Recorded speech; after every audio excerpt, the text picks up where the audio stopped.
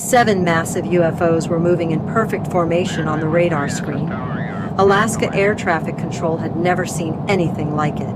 Captain Mitchell, through his cockpit window, was flying alone at 37,000 feet with these objects, each the size of a passenger aircraft.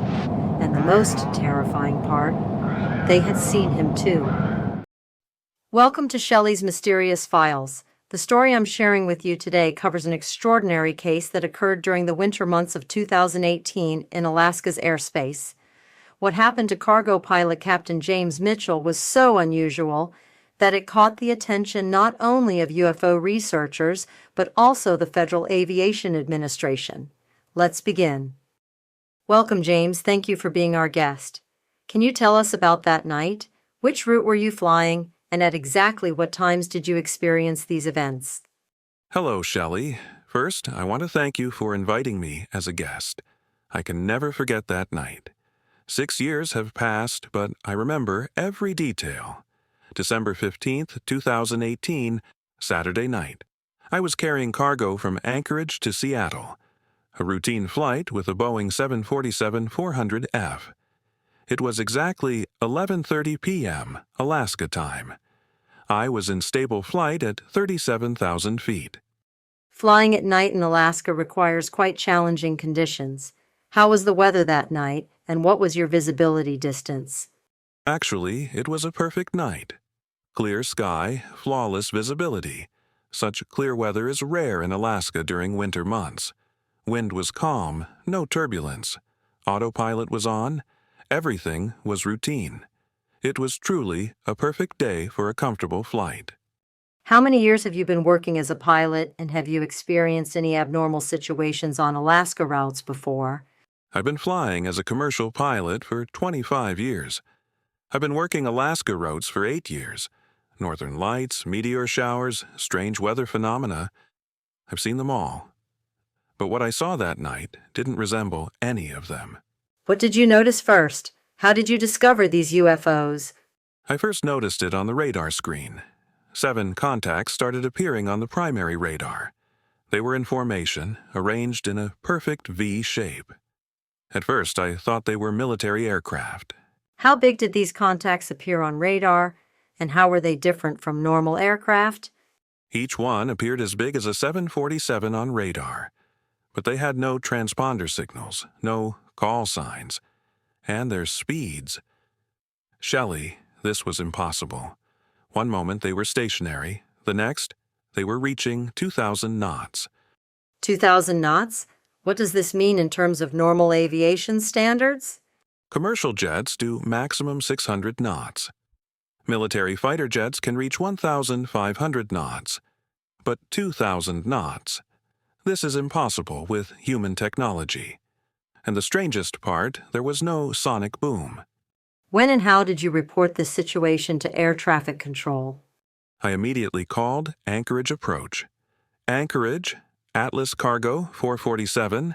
I have 7 unidentified objects around me. They're in formation, I said. I remember the surprise in the controller's voice. What response did you get from air traffic control, and could they also see these contacts? What the controller said was exactly like this. Atlas 447. We see them too, but we don't know what this is. Then he said, "Stand by," and started talking to someone else. There was a 5 minutes of silence. During this 5-minute silence, what were the UFOs doing, and how were you feeling? They were maintaining their formation, as if they were following me. I was scared, frankly. At 37,000 feet, there's nowhere to escape, but they weren't behaving aggressively. When you visually saw these objects, what did you feel? How did you react when you first saw them with your eyes? When I looked through the window on my left side, I saw them. 7 metallic discs, each about 100 meters wide. Soft blue lights were blinking underneath them. Very smooth, no vibration at all. Could you see the details of these objects more clearly? What were their surface characteristics and colors like? They were metallic gray in color. They had perfectly smooth surfaces. No rivets, no panel lines. It was like they were made from a single piece of metal. And very strangely, They were reflecting moonlight, but they also had their own lights. Do you have experience with formation flights? How was the formation quality of these UFOs? I have a military background. I know formation flying. But their precision was perfect. There was no deviation. They moved as if controlled by a single mind. What did air traffic control tell you when they returned after 5 minutes? Atlas 447, we spoke with higher authority. Questions will be asked about this traffic. Maintain your routing. He was speaking very formally and coldly now. What did you understand by higher authority? Had they spoken with NORAD or military officials? I don't know for certain, but probably NORAD. Unidentified air traffic in Alaska is a serious security issue, especially in areas close to the Russian border. How long did you fly together with these UFOs, and how were they following you? Total 45 minutes. It started after we got 200 miles from Anchorage, continued until the Canadian border. Perfect parallel course, same altitude. During these 45 minutes, did you try to communicate with them in any way? I turned my landing lights on and off. Universal aviation signal. And they responded.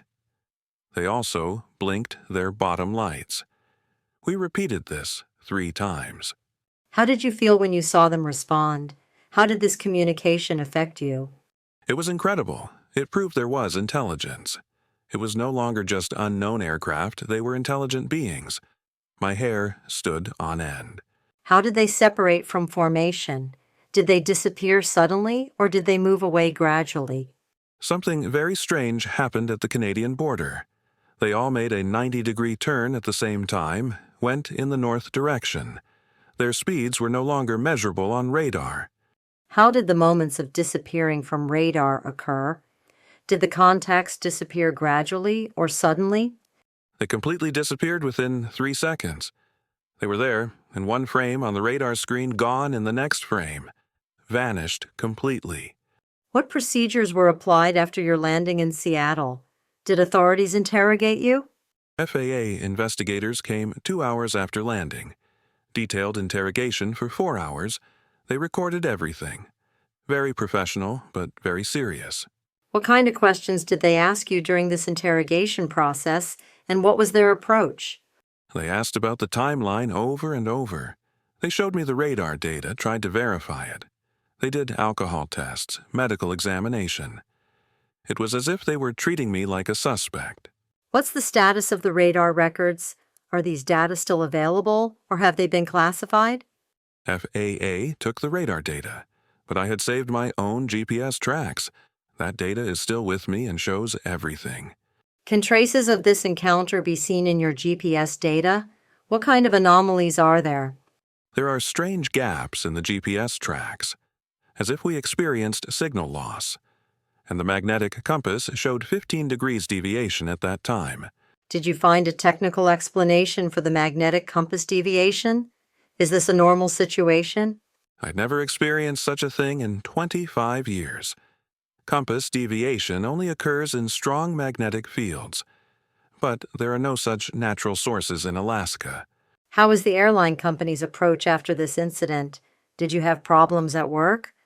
The company was very supportive, but they gave me an unofficial warning saying, "Don't talk to the media." Reputation is very important in the aviation industry. How were the reactions of your fellow pilots? Were there any who had similar experiences? Privately, many pilots said they experienced similar things, but officially, no one talks. Career risk is very high. Did you experience any psychological changes while flying after this encounter? I was flying very tensely for the first few months. I was constantly checking the radar, but over time I returned to normal routine. I'm just more aware now. Do you continue flying on Alaska routes? Did you fly the same route again? Yes, I still fly the same routes.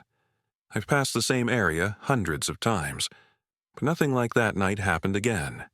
Were you able to tell your family and close circle about this experience? What were their reactions?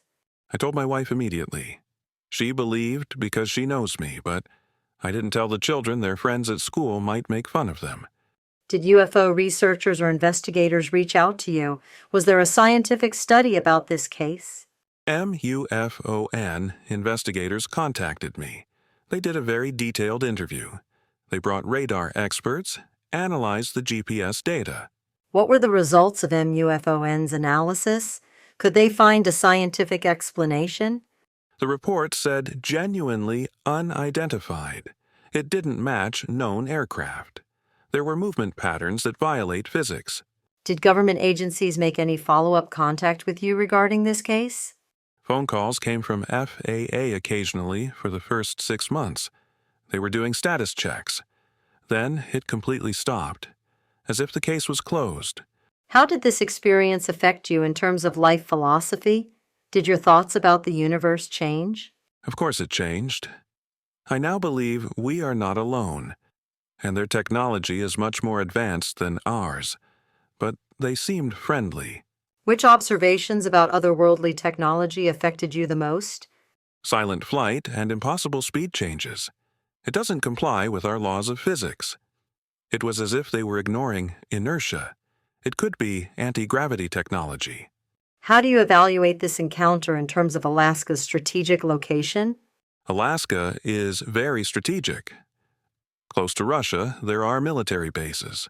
Maybe they're monitoring this area. It could be a surveillance mission. Finally, are you regretful or grateful for having experienced this? I'm grateful. It was a life-changing experience. Very few people experience something like this, but it was scary too. I'd be lying if I said otherwise. We thank Captain James Mitchell very much for sharing this incredible story with us. This extraordinary encounter in Alaska is one of the most compelling cases of the UFO phenomenon. This case, supported by FAA radar records and GPS data, includes multiple witness testimony.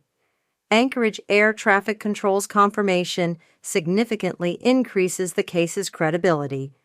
Captain Mitchell's 25 years of aviation experience and professional reputation strengthen the reliability of this testimony. His formation flight expertise validates the technical accuracy of his observations. What do you think? Were 7 UFOs really flying in formation? Is Alaska's strategic location ideal for extraterrestrial surveillance? Is the radar data real evidence or technical malfunction? We may never fully know the answers to these questions, but Captain Mitchell's experience brings a new perspective to the UFO phenomenon in the professional aviation community. See you in the next video. Don't forget to follow us.